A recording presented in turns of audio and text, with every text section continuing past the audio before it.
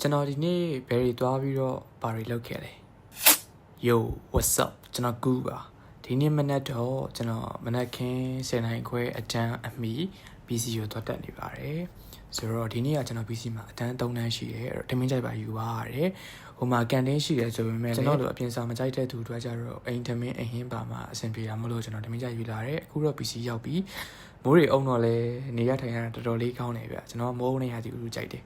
ကဲအခုတော့စာရီတင်နေရပါလေဒီနေ့လဲ PC မှာတော်တော်လေးပျော်ခဲ့ရပါတယ်အမှန်တော့ကျွန်တော်နေတိုင်းပျော်နေရပါပဲကျွန်တော်စိတ်ညစ်တဲ့ရက်ဆိုတာလည်းမရှိသလောက်ရှားတယ်အများကြီးပျော်နေရ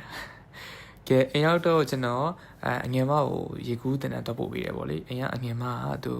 ရေကူးတင်တန်းတက်နေတယ်ဒီနေ့ကနောက်ဆုံးနေ့ထင်တယ်အဲ့ဒါလိုက်ပို့ပေးရတယ်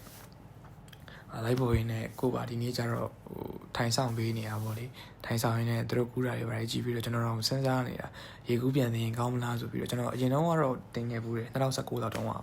အခုတော့အိမ်ပြန်နေပါပြီ8နာရီကျော်လောက်မှပြန်ရတာငယ်မကသူရေကူးပြီးသွားတဲ့အချိန်မှာရေချိုးပါညာနဲ့စောင့်ရသေးတယ်အဲ့ဒါ8နာရီကျော်လောက်မှပြန်ရတယ်ဖိုက်တွေလည်းစားလာပြီဆိုတော့ပြန်လိုက်ပါအောင်မယ်အားလုံးပဲ take care ကျွန်တော်ကူးပါ